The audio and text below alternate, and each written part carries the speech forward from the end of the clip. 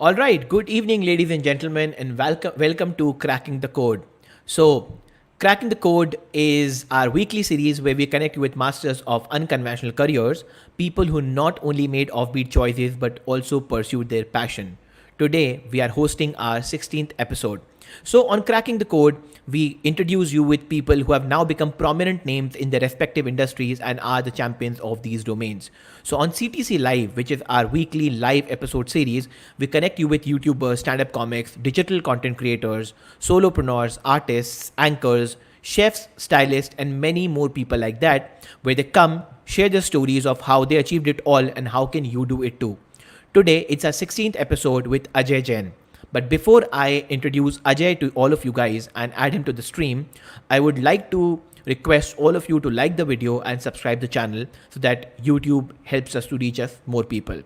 Let me quickly introduce Ajay for all of you guys watching this live. So Ajay Jain is a travel writer and photographer who has authored 12 printed books and over 50 ebooks. His most notable book is Indians, a coffee table book featuring black and white portraits shots across India over 10 years. He is India's foremost influencer in this space and not just digitally but in the offline world too. Ajay also owns the popular Kunzum Cafe in New Delhi, a real-world social networking hub for travelers and creative folks. He holds degree in mechanical engineering, MBA and journalism. So my guest today is an engineer, an MBA, an author, a traveler, a photographer, and an entrepreneur. Ladies and gentlemen, put your hands together for the man whose signature is "We travel, what you do." Let's welcome Ajay Jain on Cracking the Code. Hi Ajay, good evening and welcome to Cracking the Code. It's great to be here, and great to be in the company of friends who love travel. So one can keep talking endlessly about it. Yeah, absolutely. And I'm super excited to kind of have this conversation with you. And I'm sure with the kind of profile you bring in, being an MBA, being an engineer, having a degree in journalism, then traveling, writing, I think it's a super diverse profile. And I'm sure the kind of meat we have in the conversation today for the audience to offer, I think it will be super fun and I think it will be very diverse. So welcome and thank you so much. Yeah, So, thank you for having me over. before we jump into the conversation, let me first ask you a very general question. So, one, how do you manage to do all these things simultaneously? I guess when you're full of ideas, right? When you want to do things, when you want to make every day of your life count, right? Then you want to do stuff that interests you, stuff you want to really do, and then you go for it. And as you know, I might talk more about it later, but I think the most important thing is we are passionate about so many things, right? And so am I. But we should also be pragmatic about things. Like you can't do everything, and you can't. If you try to do too many things, you can't always do them well. So yeah, I also fall between stools. I also end up doing a lot of. I start a lot of things. A lot of things don't happen. But the key is you have to, no matter what you do, whether you're doing one thing or 100 things, one, passion is important, but very clearly, don't forget it requires a lot of hard work and determination. And number three, you have to strive for excellence, right? If you don't do that, it's all passion is like smoke without fire. Wow. So, what a note to start this conversation, and I'm expecting so many such things coming from your side. So, for the audience, and all those people who don't know you, have been reading and researching a lot about you. Take us through a journey, from where you started, then your travel journeys, your photography journey. So, maybe in a quick nutshell, tell us about your entire journey, where you started from, and where are you right now? So I always used to think that I've got off to a false start in life, right? Why? Because in high school I was kind of uh, pressured to take up science, which I didn't want to. Then in college I Okay. was pressured to pursue engineering, which I didn't want to. Then when I started working, I was pressured to start working in the IT industry, which I didn't want to. And All so I right. felt that there was like a lost decade or decade and a half. And then I said, okay, things need to change. And I dropped everything I was doing. When I was 31, I went to the UK to study journalism. I came back, I worked for the Indian Express Group, and then I started my own youth newspaper. Then I got into freelance writing for different magazines, newspapers. Then I got into blogging. Then I started writing books. So so that's been like very. And then while I was doing tech writing initially, then I realized that, hey, I want to create a legacy, so I want to do something else. And so I took up travel as the genre that I wanted to write on. And my take was that, okay, number one, travel is something where the content is almost timeless. So whatever I write or shoot is going to stay there for posterity. Number one. Number two, I said, okay, uh, I'm going to get to see the world in the process. And when people ask me, how will you make money? Will you succeed? Will you not succeed? I said, look, if I succeed as by the norms of the world and I make money, great. But even if I don't, I would have at least seen the world in the process, right? So, but going back to where I started, when I said that, okay, I thought I'd got off to a false start, but I realized that experience was also invaluable. Whether I did engineering, whether I got into IT, I saw. So my life has exposed me to many different industries, different kinds of people, different kinds of environments, and I think they've all helped shape me to what I am today. Absolutely, absolutely. So I think I just want to kind of understand from you, and because now after with such a diverse experience, you're speaking. Do you think even that engineering that you did out of force and that journalism degree you did out of I don't know, maybe MBA you did out of force, or maybe the job that you did out of force, did they help you somehow in shaping up who you are today, or do you think that if they were not the part of your journey, you would have been a different person, or maybe you have been in a better space? How do you see this entire thing? I think Maybe it's a when I talk to you, the wiser version of yours now. we'll never know, right? Okay. I could have just finished school and got into journalism or writing. I would have had a head start. I would have learned much more. And if I wrote my first book, when I was into my mid 30s, maybe I would have written my first book sooner. But like I said, the experiences I had when I was exposed to different genres, I was exposed to different environments. Also, yes, it did shape me. I learned a lot of things. For example, I learned how to run businesses. I learned how to be an entrepreneur. So today, I'm not just a writer and a photographer, but I'm also an entrepreneur, right? So if I had gone straight into just being a journalist, I would have been very unidimensional in my exposure. But I've been an entrepreneur. I've run companies. I've been a part of different kind of setups. So I think it's all added up. All right. So when did you realize you have this particular passion for or interest around photography and travel? When was the time that ding happened in your mind and you realized, nay, this is what I want to do, or this is what So I want to pursue? So I think it was around 2006, 2007. I felt I was going nowhere in life, both professionally and personally. I had And some what were you personal doing back then? So at that time, I was basically freelancing Acha. because just before that, I'd been running a youth newspaper, which was popular, but we didn't do too well financially, so we had to shut it down. Then I was writing some columns and all for different newspapers and magazines, and I was kind of at a crossroads, both professionally and personally. So I thought I was going nowhere in life, so I decided to go everywhere. Okay. So I All said, right. okay, like now I want to travel. I've always been keen on travel, but Uh-huh. I'd always traveled as a tourist. But I said, let me do it more immersively now, and that's when I said, okay, let me do travel. And then I wanted to focus on traveling within India because I wanted to discover my own country for myself, and whatever I discovered, I wanted to show it not just to foreigners, but even to Indians. And that's what I realized that most of us, even as Indians, don't know our own country. And that's also actually how the brand Kunzum also came about. Because when I embarked on my first journey as a self-appointed travel writer, I went to this region called Lahal Spiti in Himachal, and there I discovered this high altitude pass called Kunzum, and I decided to come back and call my blog Kunzum. Okay. All right. So take us through this entire journey. I think because yeah, because I think so. Sorry, I was saying so. This journey around Kunzum and your everything which rotates around Kunzum is a very interesting story. So what inspired you? Was it the recall factor of the first journey, or what's the reason of that this Kunzum name is so close to your heart? That whether So it's your website, it's your travel, it's your blog, everything, your cafe, everything is called Kunzum. Why is it So so? again, going back to my exposure of the my different exposures, I got because in my earlier jobs, I got exposed since I was part of the marketing teams. I got exposed to advertising, marketing, how brands are built, and stuff like that. And that's when I said, okay, if I'm starting my own blog, I don't want to just call it ajaytravels.com or something like that. Let's have like a All nice, right. catchy name. And Uh-huh. so when I discovered this space called Kunzum, I said that's a lovely name. kunzum.com as a domain was available at that time. It was Oh, a short fantastic. name. It was a short name, easy to pronounce. Anybody, anywhere in the world can get the pronunciation right. It would be a conversation starter because nobody would have heard this name. So I started. I called my blog Kunzum, but my motivation to be a travel writer was not to be as a blogger, but as an author. At that time, I'd been inspired by authors like Bill Bryson and all. I wanted to write books like them.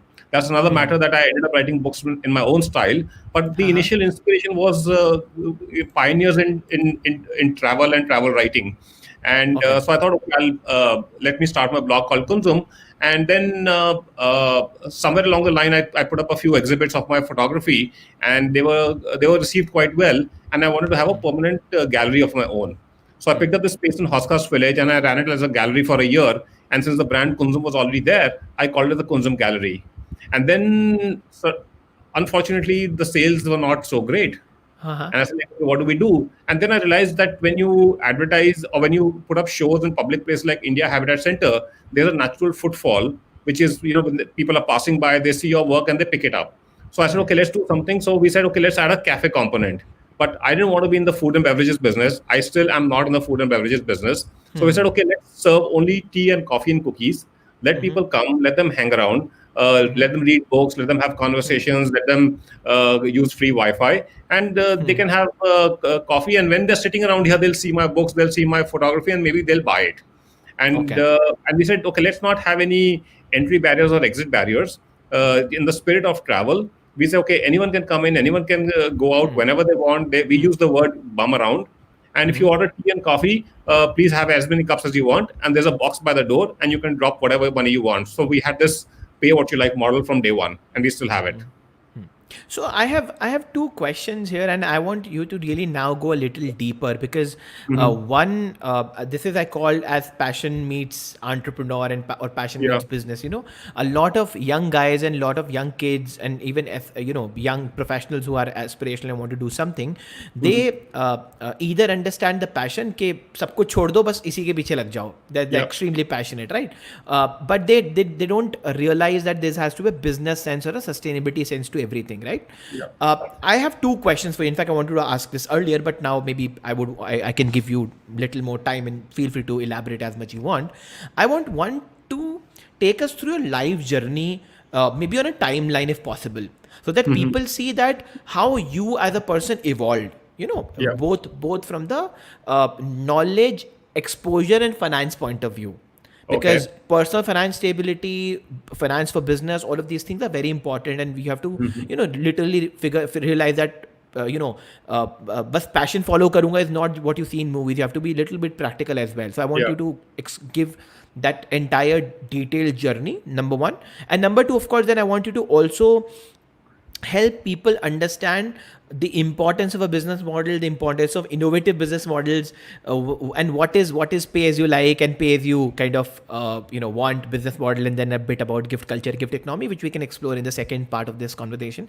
But first, tell us through your journey in detail. That is what I want to know from you first. So before anything else, like I said earlier, passion for the sake of passion means nothing, right? You have All to be right. good at what you're doing, and like you yourself said, you have to be practical about things. You have to be real about things, and no matter what you're doing in life, right? You could be an HR manager, you could be a painter like MF Hussain, you could be a writer. No matter what you are, very importantly, you have to have a marketing person with inside you. Even when you go for a job interview, right? You're marketing yourself, right? Even whether it was a Pablo Picasso, whether it was a MF Hussain, whether it was any author, even if the book is being published by a Penguin, right? The marketeer is still the creator, Right. right? And don't because you can't just goof off, because you can't say, okay, I'm dropping everything and then I'm going to be a travel photographer, right? So are you good at photography to start with, right? Very, very importantly, you have to become great at photography, because there's a huge competition in whatever you do. There's no such thing as no competition, right? And there's like a surfeit of photography out there. There's like so much good photography happening, right? You go online right now, you'll see the best of images. So why should you get a job, or why should somebody pay you for your photographs, right? How are you going to stand out? So then so one is the first, you are technically good as a photographer, and then as an artist you have to be good, and then you have to create something that the market is willing to pay for, and then you have to go and market yourself to that market, Wow. right? So you have to do all of those things, right? Or if you're doing something for the sake of passion, then you do something else and pay for that passion through that something else. Like, so for Great example, a advice. friend of mine, he quit everything. He quit his software job. Whatever savings he had, he picked up a bike and he started biking around doing photography. And then he went bankrupt. So what does he do now? So Okay. he became a wedding photographer. So during the wedding Okay. season, he earns money through weddings, and then in the off season, he picks up his bike and he goes all over the world, exploring the world, doing his photography, doing his blogging, whatever he wants. But the bills are paid for by the wedding photography. So you have to Right. take a call like that. Fantastic. Yeah. So I think that's in my case also, if you talk about timelines, right? So, okay, did schooling, did engineering 4 years. Then while I was doing MBA, I had already started working. I worked in the IT industry for 5 years. Then I became a full-time entrepreneur within IT industry. Then I became I got into sports management. So I interacted with some of the top brands and sports persons in the world. I learned a lot from there. And then, like I said earlier, then I went to the UK to study journalism, and then one thing followed another, right? But throughout, right, like I said, even if you are pursuing journalism, right, if you don't excel in your class, if you don't aim to be tops of your class, you could be sitting in the best institute in the world, it doesn't matter, right? You could go to IIT, but if you aren't excelling at IIT, just because you're an IIT, and doesn't mean all doors will open to you. Even after doors open, you can't take your foot off the pedal, right? As an IIT, as an IM, as a Harvard graduate, right? You might be first in the door, but inside there's more competition. There are more people like you. There are better people like you, right? And then, so the again, the key is always stay humble. Always tell yourself, I know a fair amount, but I need to learn more. Fantastic. You have to stay a student all your life. You can't be, the day you feel that you know enough is when you start stagnating, or your decline starts. All right. I Right? think I think the go Sorry, ahead, go ahead. please. No, no, go ahead, go ahead. No, if I say, so the best of masters, right? The best of filmmakers, the best of writers, best of photographers. If you have an honest conversation with them, you'll realize one thing: they have one thing in common, right? They are asking you. You could be a student, right? But Sean Connery, right, will start asking you something about acting, because Sean Connery in his mind is also learning something from you, even though you're a student. Right. Absolutely. So I think that's the so your timeline. The only thing that matters in your timeline is that pursuit for excellence and being practical about things. All right.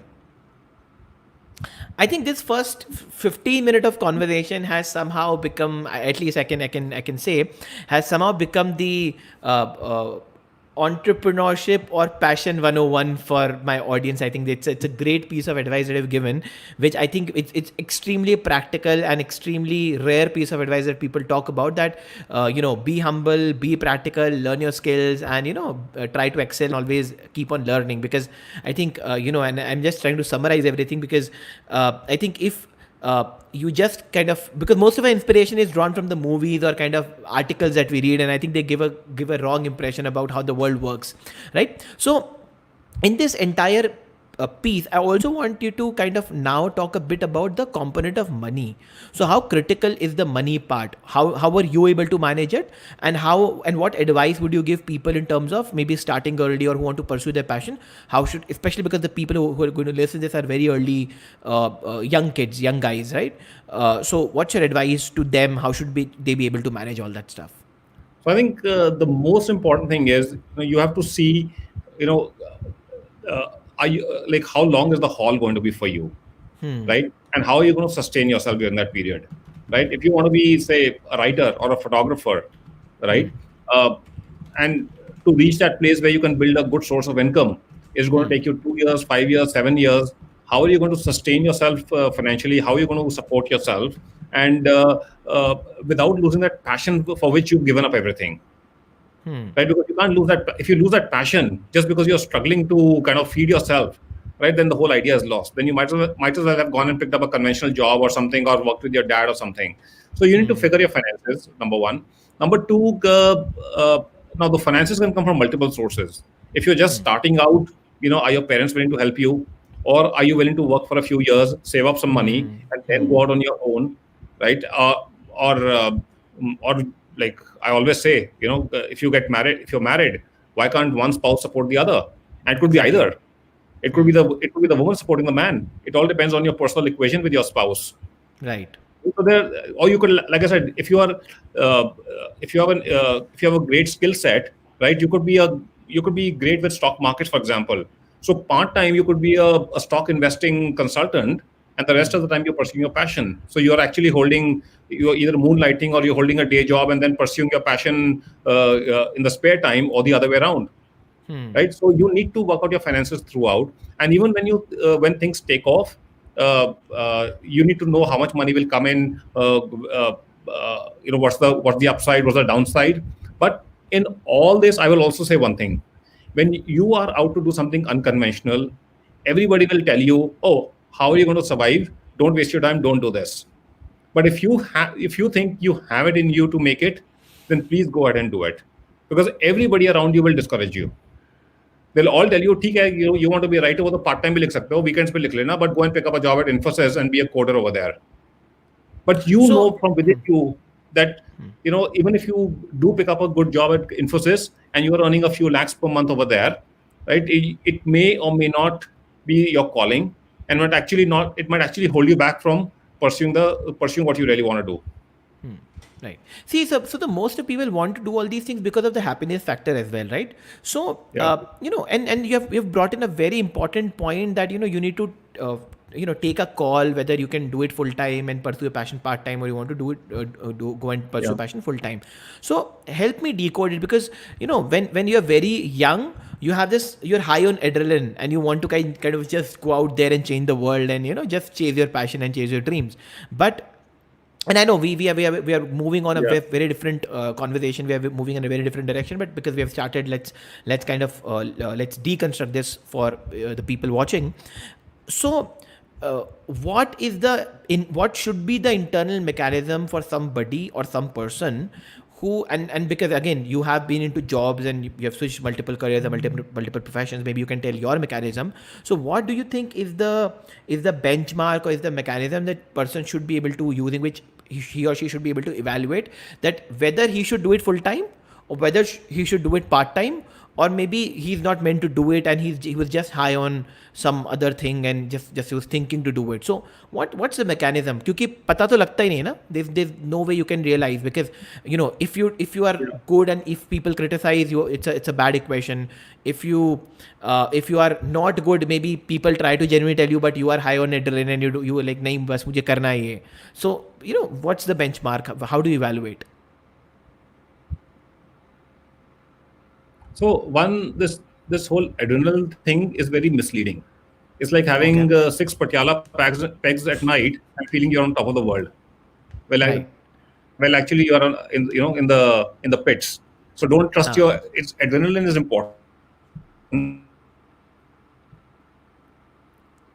I think there's some lag in the internet. You need to repeat. I think you need to repeat the last part, Ajay. I think we're losing you. Can you hear me now? Yeah, I can hear you. Am Yeah, I you clear can. You can. now? You can. Yeah, absolutely, absolutely. Yeah. Okay, so uh, adrenaline is important, but it's also misleading. It can misguide you, right? For me, I need my daily dose of adrenaline to keep going. But like we were talking about earlier, one needs to be practical about things.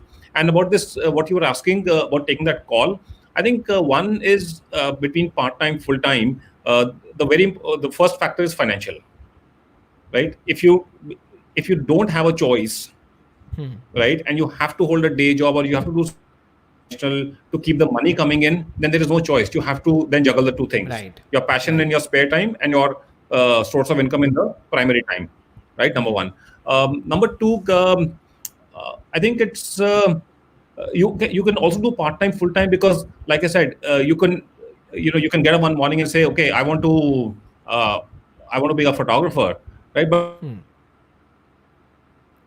in you hold on to your day job, right? Don't lose in a I think conventional job as a I think financial I'm losing consultant you. or as an advertising guy or whatever you're doing.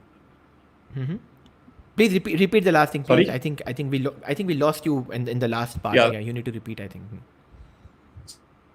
Like, You can check the internet if there's a issue. yeah. So I'm You can saying take it. that just, no, I think it seems okay from my end. Okay, Yeah. all So I right. was Go ahead, please. just just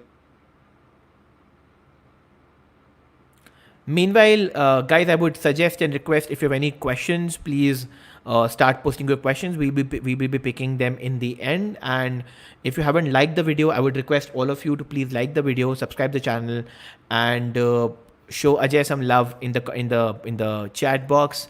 I'm hoping you're enjoying the conversation, and we're going to explore a lot of multiple things during the conversation, whether it is about photography, travel, blogging, entrepreneurship, and I'm sure this will be one good conversation that you guys will be witnessing.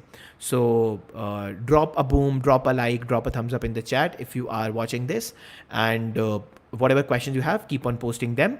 And also you can simply Google about Ajay and see his profile. I think there's some issue with the internet there, but I think he will join us back in a couple of seconds. So bear with me, and yep, I think he's joined back. hi. Can you hear So me? yeah, absolutely fine. Yeah. So Okay. as I was telling the audience, keep on show us some love, show Ajay some love. Drop maybe Ajay OP in the chat, or drop thumbs up, drop like, drop love, and keep on posting your questions, and do like the video and subscribe the channel, and make sure you also share this with other people. And as I said, we will be talking about multiple aspects about travel, entrepreneurship, photography, and many more things like that. So stay till the end, and I'll be picking your questions in the end. So yep, finally Ajay is back. Ajay, over to you, please. Yeah, you Yeah. can So I was saying restart the last part. between part time and full time, just to repeat maybe part of it what we spoke earlier is number one, maybe financials will force your hand. If you don't have a choice, if you need to keep the money coming in month on month, you may need to hold on to a day job or something conventional and pursue whatever your passion or whatever you're doing in your spare time. Number two, it's okay to be passionate about things, but you also need to test the waters if it's for you. So if in the so hold on to your day job. Don't lose out on your experience, whether you're working in the advertising industry or in the financial industry, wherever you're working. Don't lose out on that and test the waters and see if that is really for you. See, because like I said, it's being a photographer. Everybody likes the idea of photography, but to be a good photographer, it also requires you also have to go through the grind, right? You have to go and pick up your camera, be on the streets for hours and days and months on end to pick up the subjects, to shoot the subjects you want to, and it's something that you have to do alone. You see a lot of groups where people go out and do photography together. It doesn't work. Trust me, any group photography is a waste of time unless you're just going there as a student to learn photography, right? Okay. The moment you going and doing photography as an art, you have to go alone. That's a very, very difficult and boring thing to do, right? So you Okay. have to have, yeah, I'm telling you, it's everything is eventually a grind. Even a Shah Rukh Khan, when he goes and shoots, you might be seeing the glamorous end product, but there's a lot of hard work that would have gone in. It's not easy, Right. right? So your call about part time, full time is based on that, and like I said, everything is hard work. You want to climb Mount Everest. All of us are passionate about climbing the Mount Everest, but are we willing to do 3 years of training for that? Yeah. Right. So that's my take on part time or full time. So let me ask this one more question to you on the grind and the hustle. So what keeps you going? What's your matrix? What's your mantra? What keeps you motivated as a person to kind of, because I want to make my life count. And all when I right. say I want to make my life count, you can make your life count if you value every day and every hour of your life. Okay. And if you don't, you can't say, like, I read this thing by a famous tennis player. I don't remember his name. So they said, like, how do you win a championship? He says you don't win a championship by looking at the trophy, by thinking of the trophy. You don't think of the championship by thinking of winning the match or the set or the game. The only way to win the championship is to make sure you get the next shot across the net correctly. Wow. Okay. Right? So if you want to make your life count, it will not happen overnight. You have to value every hour of yours and ask yourself, what is it that I'm doing that will make my life more fulfilling, and that will make me happy from within, make me satisfied from within. And then you have to do that. And I will again repeat for the umpteenth time, like just being passionate about something is not enough. You have to be willing to put in the hard work behind it. Right. Right.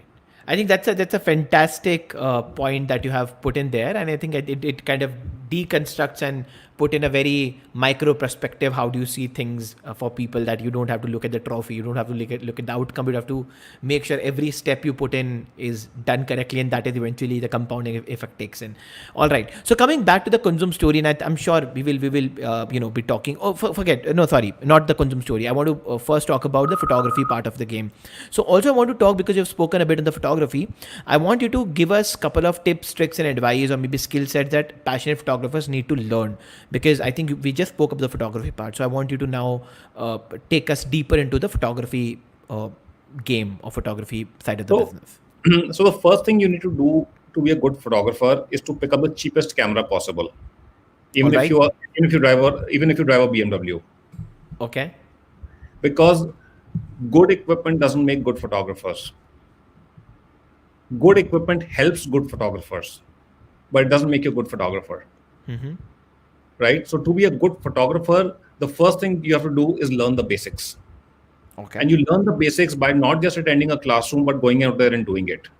Okay. Right? I've conducted a lot of photography workshops, and I tell everyone, whatever I teach you in the class is only 20% of what you need to know.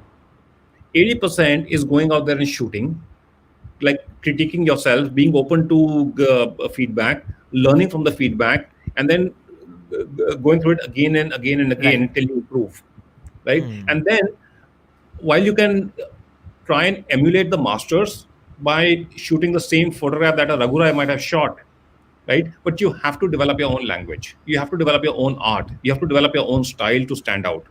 Okay. Raghurai didn't become Raghurai by shooting like somebody else. He may have learned and been inspired by somebody else, right? But he developed his own language, his own style, and that's why he's a Raghurai. So how do you learn that language? How do you develop that style? What's the process? Also deconstruct that, please. So again, the process is to open your mind, and you, like I said, you have to say, okay, how am I doing things different? And again, not necessarily doing things differently for the sake of them, but how are you making an impact in your art? Whether you're shooting purely as an art, whether you're shooting models, whether you're shooting history, whether you're shooting for news, whatever you're shooting, how is it that you're getting a different kind of a shot? How are you coming back with something that tells a different kind of a story, right? And for that, uh, you have to read a lot. You have to study the works of other masters. You have to read about them. You have to go and meet them. You have to interview them. You have to listen to their interviews, right? And so it's all comes down to learning. You will Okay. not become a good photographer by just saying, okay, I understand how the camera works and I'm going to be a good photographer. No, you have to develop your senses. You have to develop your art. And for that, you need to look around the world. You have to appreciate the world, right? For example, I'd gone to I address a lot of student groups. So I'd gone to a media school, and there were these young people sitting there, and one of them sitting on the front row asked me, how do I become a famous blogger? Okay. Right? I said, to become a famous blogger, you have to be a blogger first. To be a blogger first, you have to understand the art of storytelling. And to understand the art of storytelling, you have to read stories. And then parallelly, you have to develop your skills as a writer. And if you're using the visual medium, you have to learn the art of photography and videos. I said, so which news website do you read? He says, or where do you get your news from? He says, I don't read the news. I said, what are you doing Oh. at journalism school? Oh. So you want to be a All travel right. blogger. How many blogs have you read? How many good blogs have you read? How many travel books have you read? How many masters have you listened to? Right? So if you don't go through all that, you will not excel no matter what you're doing. So Right? There are basically, like, go ahead. no, sorry, go ahead, go ahead. No, so I'm just saying basically what you mean to say is that people perceive photography, and like, I'm sticking to the photography part, Yeah, as yeah. just picking a camera and clicking a picture, when that's only like 5% of the entire game, and rest what happens behind the scenes, 95% is what enables you to click that one piece of Absolutely, absolutely. thing that you see. Okay. And photography is hard work. Trust me. If you want to get that landscape in Kashmir, at the crack of dawn. You have to get up at 3 o'clock. You have to book your shikara. You have to go out on the Dal Lake. Make sure you're there at the right time at the right place, which means that the night before you can't be guzzling beer till 1 o'clock, Absolutely. right? And before Absolutely. that, before you go out and shoot, you have to do your research. You have to understand the subject. You have to understand how the landscapes pan out in Kashmir. You have to understand what time of the year, what kind of sunlight you get, what kind of snow you get, what kind of the clouds you get, what kind of skies you get. So you have to do all that research. You can't just land up in Kashmir one day and say, I'm going to get a great shot of the sun rising behind the snow peaks when the sun may not even rise behind the snow peaks in Kashmir. Okay. All right. All right. So it's so much of hard work and get kind of research and everything that goes into that one Yeah. photograph which a normal Yeah. person will not see. All So, right. the problem is whenever somebody calls me for a talk like this, I often scare people away. But this is a real thing. No, no, absolutely. So the So idea is I, to tell. No, no. Yeah, go ahead. so I'd gone to again. These are very unfortunate episodes in my life. So I'd Uh gone huh. to an all girls college in Delhi, and I was invited by the Film and Photography Society to give a talk. Uh huh. So when I was sitting there were these like very eager 15, 20 girls sitting there and listening to me. So I asked each of them, okay, so what's the last shoot that you did? To tell me about it. And of all the 15, 20 girls, not even one of them remembered what that shot last. I said, look, if you are a photographic society and if you aren't going out there and shooting, right, then one, why are you a part of the photography society? Number two, why have you called me? Because whatever I tell you is not going to help because you are not going willing to go out there and shoot. So whatever I tell you is a waste of time. They Right. haven't invited me again after that. No, no, but I'm sure, as I was telling you backstage also, we will be doing another round of podcast more on the travel and the entrepreneurship side of the Yeah. thing. But today we'll partially be or primarily be talking about the photography and the Kunzum and then that entire Yeah, yeah. journey. And I'm at least I'm enjoying because I think the reason we started this was to kind of tell people that how different the reality is than what they see on a glorified blog or a glorified news channel. That Yeah. the reality is far different, and it is a lot of hard work and hustle and grind that goes into it, and then most importantly the execution, right? Most of the Yeah. people Yeah. don't even execute, right? So i think i Absolutely. think I'm at least I'm enjoying the conversation. I hope you are Oh, I'm thoroughly enjoying myself. liking it. Yeah. So we have started getting a couple of questions. We'll pick them up. And once again, thank you so much everyone for joining. So if you're liking what Ajay is telling you, and I think he's dropping a lot of truth bombs here. So, and I'm sure because you're still here, you're not kind of running away. So keep on telling us your reaction in the chat. Keep on dropping your questions in the chat, and I'm sure you're enjoying the conversation. So coming back to now, what you do as a professional. You are a photographer. You did a book called Indians, which is one of the best pieces of photographic art when it comes to the benchmark. And then you run a cafe which is primarily around travelers and around photography and stuff like that. So tell us about that, the book that you did. And I think that book is in black and white also, so there's That's there's a right. Yeah. story attached to it, that Yeah. why it is in black and white and not in anything else. So please take us through that journey now. So when I go out there and shoot, when I'm traveling, and I've done a lot of traveling around India, uh, my favorite subject has been people, rather Okay. living form. So when I'm in the wild, it's the wildlife, and when I'm in habitats, it's the people, and they draw me most. And my camera is at its best when I'm shooting people. Okay. So I've been like shooting people from across the Himalayas, across northeast, South India, Central India. I've been shooting tribes. I've been shooting religious people. I've been shooting city people. I've been shooting all kinds of people. And then one day it just struck me that I have a huge collection of these portraits, and these portraits collectively represent what India is all about. And so when I started putting them together as a kind of an album, and then it became a coffee table book, I realized that India is by far the most diverse and the richest country, and our wealth is derived from its people. And unfortunately, it's this wealth of ours that is being kind of belittled by the political class, right? No matter what you do, you cannot eliminate this diversity. We should be celebrating this diversity, right? And if we are going to look down upon this, right, then we are nothing. Then we are paupers, right? So I've not made any political statements in the book, but if somebody reads through that book, they'll realize that there is so much that India has to offer in its culture and its people and its society, right? And that's why it gave me the greatest satisfaction to put this book together amongst all the books that I have. All right. And I made it black and white to kind of just make it more stark, to so that all attention is drawn to the subject and not to the background or not to any other elements in the photograph, and it Okay. just creates kind of a little timelessness about it. So how can people access that book? Is there a way people can read it or Yeah, access it? yeah, it's available online, so one can go to Okay. Amazon and order it. Okay. Okay. Yeah, All right. Okay. So later on, I can maybe add the description link in the description as well for people to kind sure, of sure. access it. Yeah, All yeah. right. Yeah. Great. So this book, when you say that you kind of went through different people and clicked the photographs, right? This Yeah, brings me to the another aspect of your life, which is traveling, right? yeah. So and you have almost traveled every state in India, almost like almost everyone, and then you're an international traveler also. So how Mhm. come traveling happened? So and why traveling? How come traveling happened? Tell us take us to the travel journey of yours. Like I said, one day, like for a couple of years around the mid 2000s, I was thinking of traveling more and more. But how can I just travel without any reason? So to justify travel, I decided, let me become a travel writer. Okay. Yeah.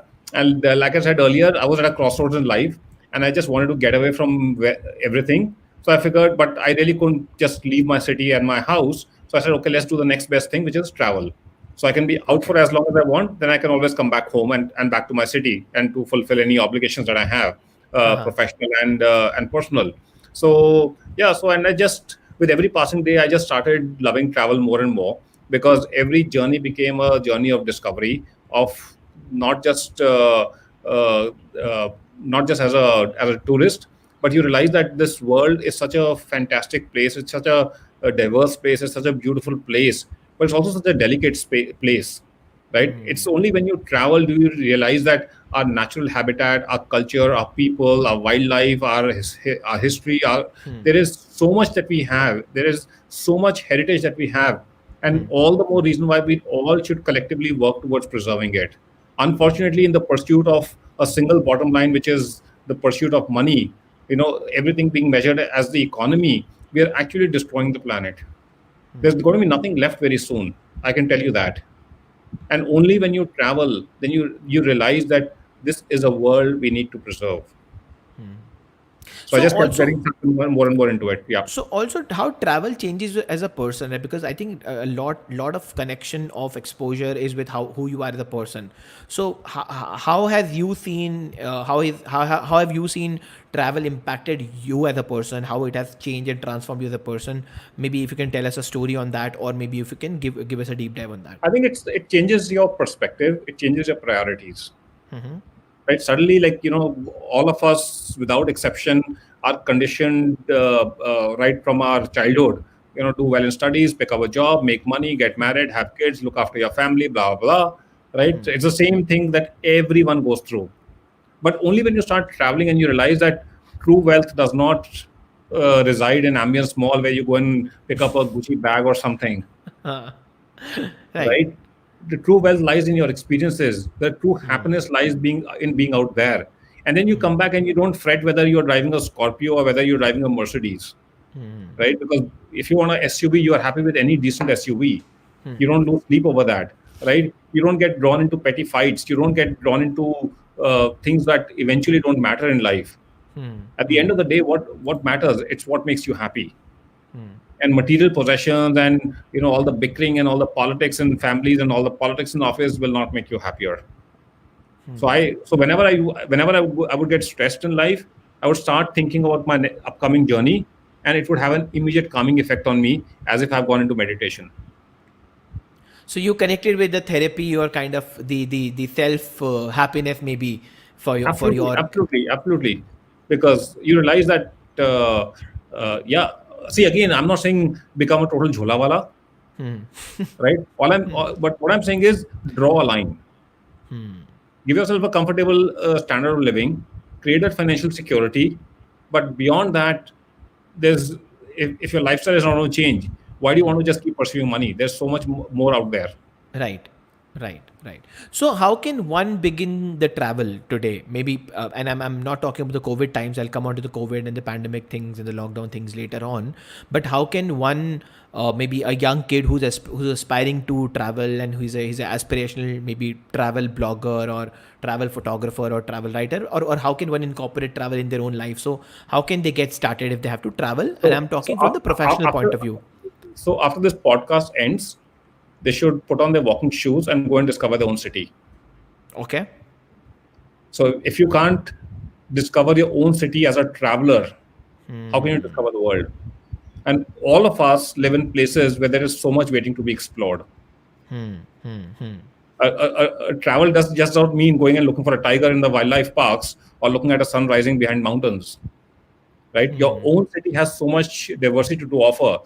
Streetscapes, history, people, food. There's so much out there. Start discovering your own city. Start writing about your own city. Start shooting your own city before you go anywhere else. Like I said, everybody wants to be a photographer. Before even learning the basics of aperture and shutter speed, they want to invest in a 10 lakh rupee camera. If you want to be a travel writer, you can't go. Don't think, how will I go to the Antarctica tomorrow morning, right? If you're in Delhi, go to Absolutely. Chandigarh.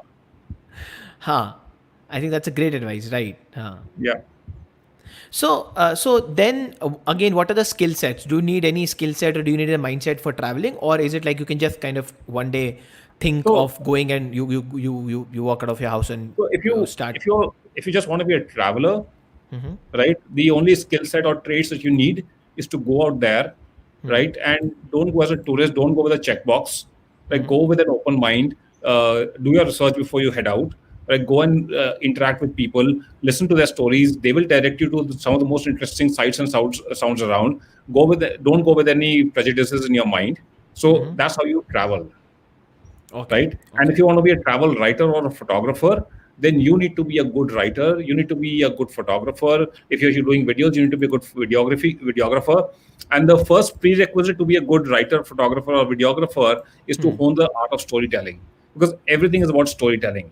Right. And once you hone the art of storytelling, then you need the skills for it. If you're writing in English, your English has to be very good. If you're writing in Hindi, your Hindi has to be very good.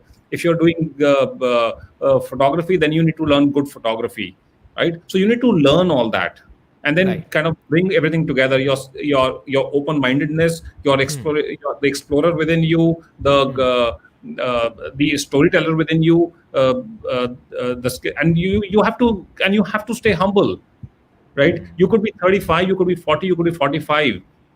If you want to write in English and your English is not very good, go and hire a tutor. There is no shame in hiring an English language tutor to come home and give you some lessons on how to improve your language. Because if you don't, then you're going to write badly. And if you're going to write badly, then nobody's going to read you. And if nobody's going to read you, you're going to become discouraged. And if you become discouraged, you will not be a travel writer, Right. Right. right? So you have to, and there is, like I said, there is no shame in hiring a tutor, even if you're 50 and learning English at home. I think learning is basically the very critical part of the entire thing. Yeah, So, you should ask yourself, would you read a blog written in bad English by somebody? of course not. Then Absolutely. why would others read you? Absolutely, absolutely. Great point. So now I want to come to the current scenario, that's what's happening. So how has this entire travel world and then everything around it, travel photography, events, travel writing, travel business, how has travel business, it's been changed by COVID? How do you see it from the industry point of view, you being a professional? And then what is your advice to young people now thinking of it entering into this space, considering it's such a chaos out there, and nobody is sure what's going to happen and how the world is operating, because we're really living in uncertain and unprecedented times. So what's your advice, or what do you think as an industry professional in that area? So COVID is the best thing that's happened to travel Okay. because it has destroyed the industry. Okay.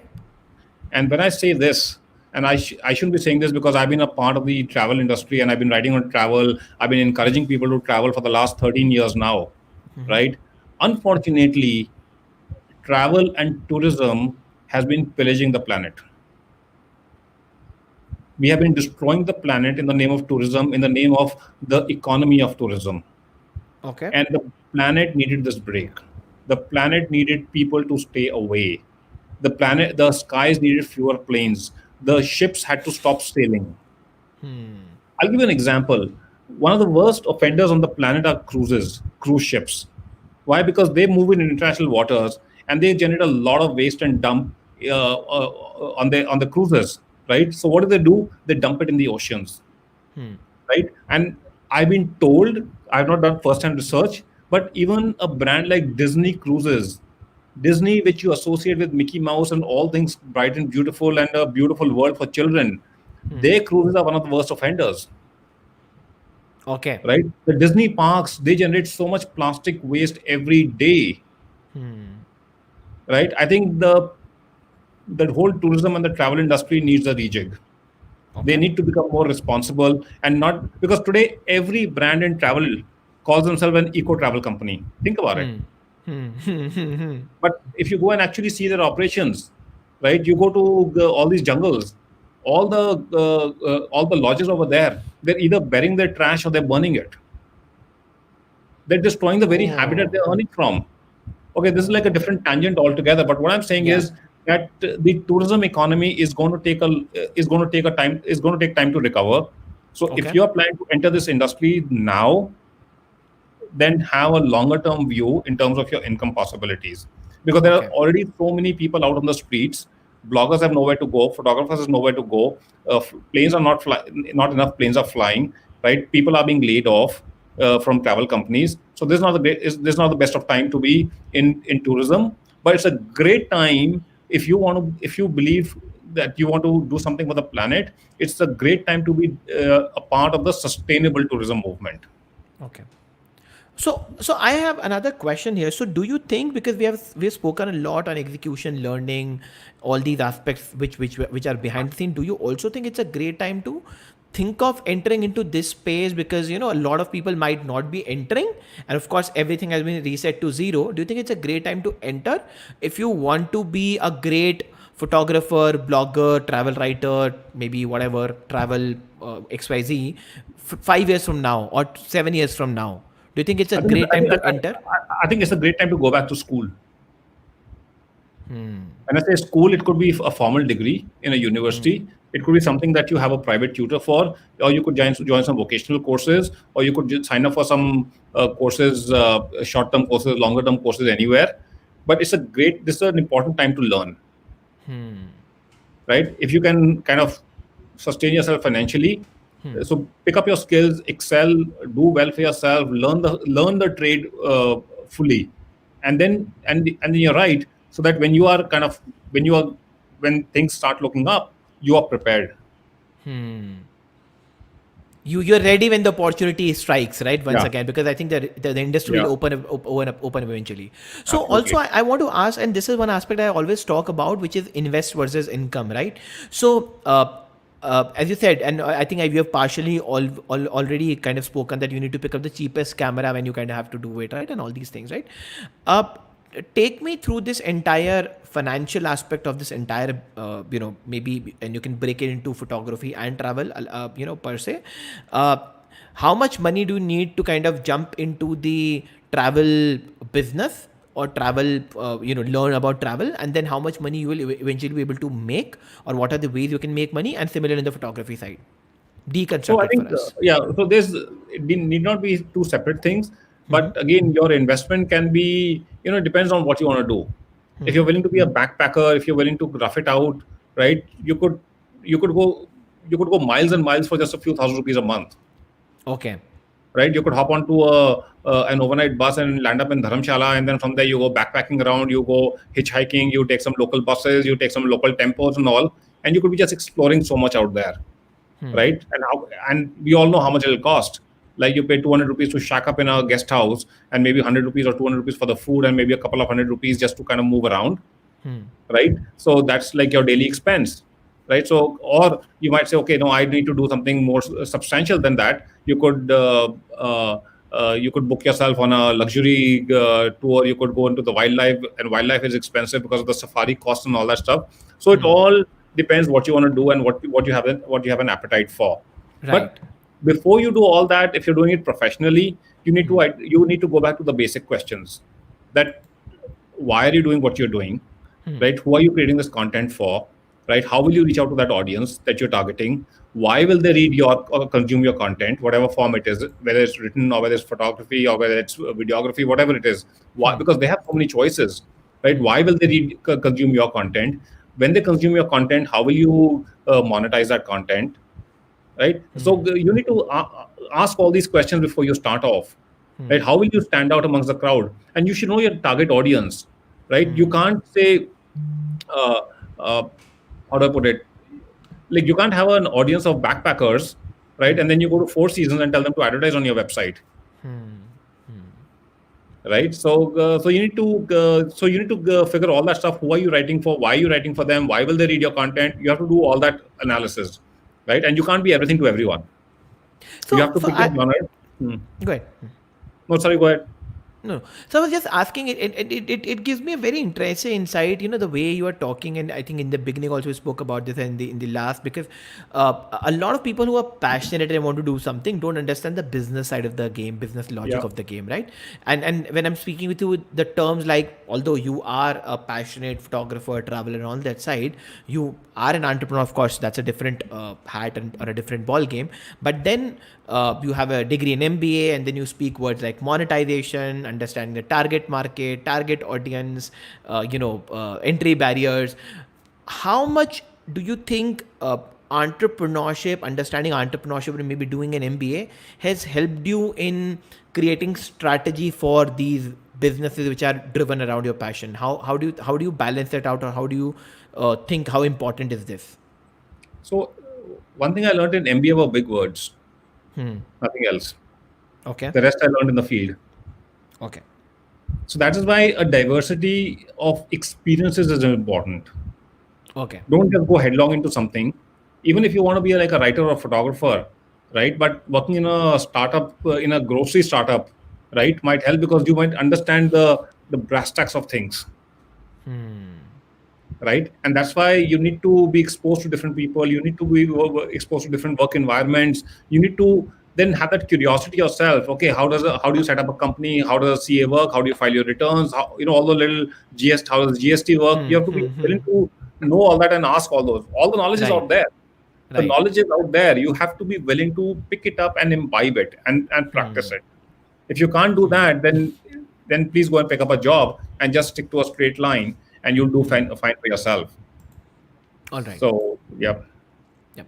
So the last part I want to talk about before we wrap and pick up the audience's question, and then of course we have a small rapid fire for you as well, is whenever you think of getting into an unconventional career space, and I think we have already covered a lot on the money aspect of it, so I'll not touch, ask you to, will ask you to answer on money again, but is your relationship with parents, right? Yeah. Because lot of and majority of my audience and who watches the show are either students or very young professionals, maybe 2 years or 3 years into the field, and that is the time they really want to explore a lot of things, try out new things, maybe be an entrepreneur, be a photographer, blogger, artist, musician, anything, and for them, for whom we host the show. But this question comes like permanently every time when I talk to a young guy, that mummy papa nahi manenge, ya parents nahi manenge, ya papa nahi manenge, and all these things. So how do you tackle this situation when your parents are not willing to support you, or there's some sort of a not say support you, but there's some sort of resistance from their side, okay, hey, don't do this, rather do this. How do you tackle this situation? What's your advice for people watching the show? And also, most importantly, because you have such a dynamic career path, what was your relation with your parents, and how were you able to, if there was any resistance, how were you able to overcome it? So the first decade was a tough relationship I had with my parents because they wanted me to do the conventional stuff, and Okay. and then I did end up doing a lot of the conventional stuff, but I didn't do a very good job of it. And then, but eventually, I kind of broke free and started doing things. So again, one thing is don't ever feel that it's too late to start. If at the age of 31 I can go and study in a journalism school where most of my classmates were 10 years or 11 years younger to me, right? And then I go and pick up a job where I start as the junior most reporter at the age of 32. I start as the junior most reporter in my newspaper because I don't have any experience before that. And people who are younger to me are my bosses. Right. But I was willing to learn. I went there to learn. I wanted to be a journalist. I wanted to be, and I was willing to be a 21-year-old, even though I had a 31-year-old. My biologically I was 31, right? And Right. coming back to parents, I think the what I would say on hindsight. So I had my tips with my parents, but what I should have done actually to save everybody all the hard won, all the fights we had, all the discussions we had, all the disappointments, all everything. What I should have done was make a PPT, and that's what I would tell all of you. Think that you're going to pitch to an investor or to a business associate. Make a PPT and tell them what you intend to do, right? Outline a business plan that if I become a photographer, this is how I kind of expect life will pan out. See, even when you're a medical student, for example, right? You do your MBBS for 5 years, I think, or 4 years, and then you do 5 years. your 5 years, and then you do your masters. So a medical student is always learning. I think for 10, 15 years of their after school, for the first 10, 15 years, I think they are only students, Right. right? So Right. likewise, show your parents a prospective progression path. But then when you're showing them all that, it has to be backed with data and research.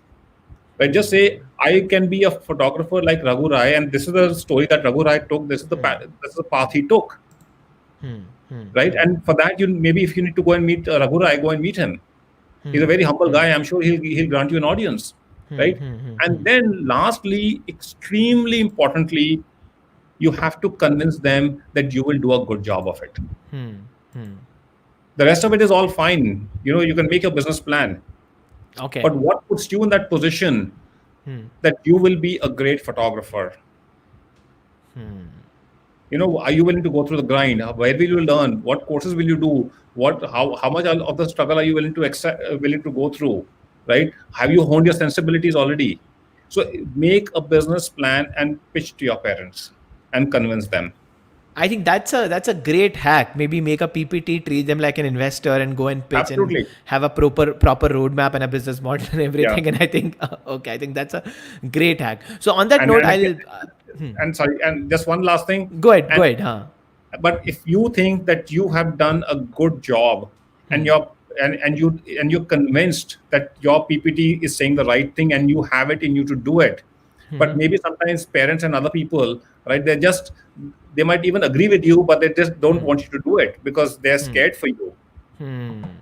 If that, even after everything, you cannot convince your parents, then run away from your house.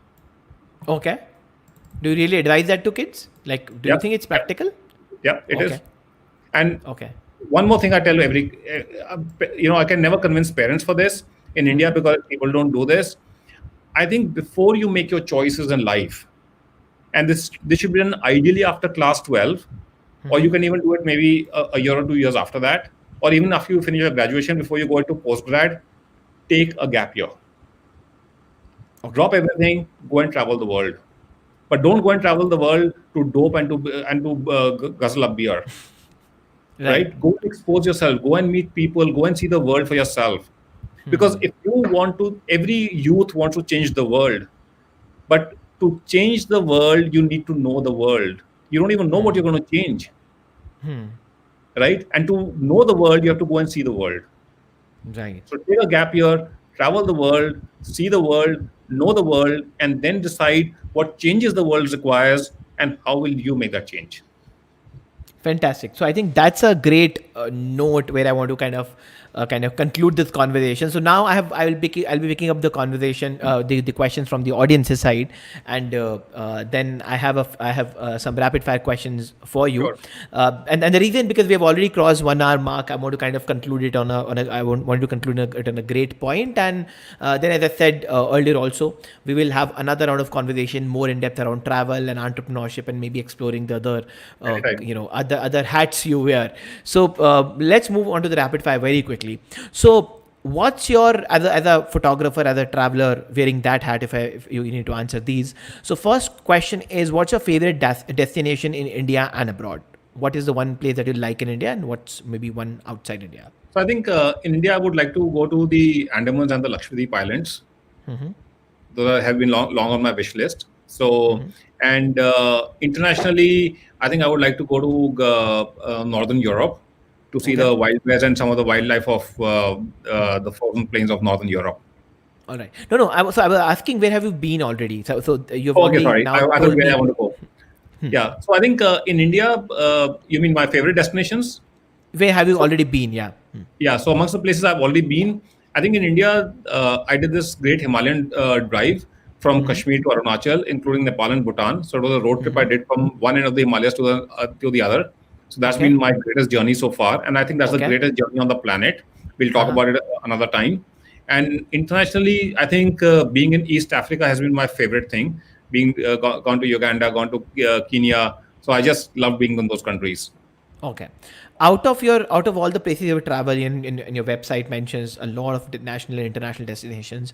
What are your choice? I'm asking from your list. What are your 5 must go to places before you die? Um, in India or anywhere in the world. Anywhere in the world, what would you recommend, that hey, this is Ajay Jain's 5 recommended place, must So, visit so, places so, before you so, die? so in the Americas, go to South America. I've only been to Argentina, but I'm sure even places like Brazil and all, and the Galapagos and Chile and all. So go to South America for sure. In Africa, I would say go to the wildlife of Africa, whether it's in East Africa or Southern Africa. You should do that. In Europe, I think I haven't been to Northern Europe much, but go to East Europe. East Europe is brilliant. In Asia, I would recommend going to the Middle East, countries like Israel and Jordan, right? And then coming to India, I would say do this Himalayan drive. Go from Kashmir to Okay. Arunachal by road. Okay. The next question was, what are the places you haven't gone to but you wish to go? I think you've already answered that. Yeah. What is the next and upcoming project that you're working on? Any exciting project you want to talk about So that you're currently working on? I've just finished writing my first novel. It's a work of fiction. So it's going into print next week. I'm just giving it the Okay. final touch, and it's called Nikita. So yeah, so that's what I've been working on during the lockdown. Fantastic. So you will finally be a proper fiction author now. Yeah. All right. Okay. What do you enjoy the most when you're not working? Um, I don't know because I've never last few years I've made choices where work doesn't seem like work because I'm doing things which people do as hobbies. I've made that my work, whether it's Okay. my writing, photography, or so. But having said that, I don't know because I'm all the time. It seems I'm working all the time. Why? Because I'm either writing or I'm doing my photography or I'm traveling. Right? I don't do anything else in life. So out of all the things that you do, if you have to pick and choose only one, what would be that one thing that you do, that you want to kind of, so let us say tomorrow, if somebody comes, if God comes and asks you that, hey, you can, out of all these things that you do, you can now only do one thing for your entire life, what that one thing would be? Writing. Writing. All right. I think you have a very clear mind onto that. Yeah. Because a lot of people then juggle. All right. What's your biggest achievement till now? I think just the just the world that I've seen through my travels. I think that's been my biggest achievement. Okay. What's the dream or the aspiration that you have that you want to kind of do going ahead? What's the dream I think like? so. I want to write more and more books, and I still feel that I have a better writer still waiting to come out within me. All right. So yeah, that's my aspiration to be seen as a writer people love to read. All right. And last question of rapid fire before we move on to the audience's question. What's your biggest inspiration or who inspires you the most? That's a tough one because the real answer is a very vain answer. So, and I don't think anyone inspires me. Only one thing motivates me is to make my life count. Okay. That the day I'm dying, I should look back and say, okay, you know, I made use of the opportunity I got. All right. All right. Fantastic. So moving on to the audience's question now. So there's a question from Sid. What skills oblique habits do aspiring entrepreneurs starting out of college inculcate? I think, although kind of it depends on what domain you want to be in, but I think you would need to have uh, that fire in the belly, of course, right? But everything has to be grounded in research, skill development, knowledge. Everything has to be grounded on that. Until you don't imbibe that, don't do anything. Don't even pick up a job.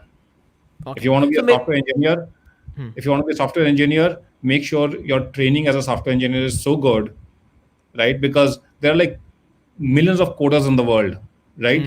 But one coder is called Mark Zuckerberg. How do you create not a Facebook, but something as path breaking as that? Right? So whether you're an entrepreneur or in a job, you need to ask yourself, what do I need to? How do I become be a path breaker? okay. So kind of to kind of make it more constructive or make it more Yeah. pointer wise. Tell me three skills or three habits as a pointer, one, two, three, that answers Sid's question that and entrepreneurs need college entrepreneurs especially or young kids in college thinking to So first, do a startup should identify the inculcate. opportunity. Okay. First, identify the opportunity. And identifying the opportunity doesn't mean that you just conjure up something. Okay, think of ideas, but then back up each such idea with research. Do your market research, find out what the opportunities are, find out who's doing what is already happening in the market. And again, you might market research might not always help you, right? Because very often you might have a product or a service which, if you do a market research, people will say we don't want, right? That's what happened to the iPod. That's what happened to the iPhone. That's what happened to the Macs. That's what Apple's philosophy was. Steve Jobs' philosophy was, right? But again, you can't be totally wacko and come up with absurd stuff which people are not going to use. So you have to kind of strike a balance. Number one. So once you've identified the opportunity, then you need to figure what all do you need to make that opportunity work. Okay. What are the resources you need? How much money do you need? What kind of a team do you need? What kind of partners do you need? What kind of employees do you need? What are the regulations? All that. And number three, what are the skills that you need to have, and how do you hone them? So I think these are the three things that you need to figure to be a good entrepreneur. Fantastic. There's a question from Vrinda. How do we know that we are on a right path at early age making startup decisions? Okay, I don't know why people are asking startup questions, but nevertheless, you're an entrepreneur, and I'm sure you are So well in capacity to I answer think them. what I just mentioned to Seth's question, I think that will give you the clues. So follow that path, and you'll get your answers. All right. There's a question from Amy. How long do you think will it take for the travel industry to recover from the impacts of COVID? It's going to take a couple of years. Long distance travel is not coming back for at least a year or two. Right, and so I written just when the pandemic had started, the first lockdown had happened. I'd written a piece where I did mention that what's going to work is short distance travel, where people can go and travel in their own personal vehicles within a few hours of the cities. So I was telling the travel industry that go and develop products where people can go and travel to within a few hours. So if you see, if you're in Delhi, like I'm in Delhi, so a lot of hotels, in places like all these Jaipurs and all these places nearby, Corbett National Park and all, they're running house full now because they're all within driving distance of Delhi. So yeah, so long distance travel is going to take some time, a couple of years to recover, and the short distance travel is already doing well, and yeah, so it's going to stay like this for a couple of years. All right. All right. There's a question from Anubhav. Is it necessary to design the full idea or first make an app or website or basically a prototype to show it to a target audience? I'll repeat this for you. Is it necessary to design the full idea or first make an app or website or basically a prototype to show it to a target audience? No, it depends. Like your, I think your customers, you get only one chance to market to. So when they see your product, then they should see the full product. Unless you're doing market research. See, in a market research, you can show some prototypes. You can tell people how it's going to work. You can show a little bit of, but when you go to the market, then it has to be a full-fledged product, because you can't say, okay, here's a refrigerator. Can you take one? But अभी ठंडक नहीं करता है, लेकिन आप रख लो, फिर बताओ कैसा है. All right. Absolutely. So pre-market, you do whatever prototyping or whatever, Yeah, yeah. but the moment you go to market, you have to have a full-fledged product which is working. Absolutely. Great question. Great answer. Next question is from Students Union. Do you feel burnt out by constant traveling? It's a very nice question. Do you feel burnt out by constant traveling? Yes. If yes, then how do you deal with it? No, then how do you go about it? I think the question of burnout doesn't even come up. So I don't think there's just so much waiting out there to be explored, right? And there's only one life for it. I think burnout is not an option. Burnout is not an option.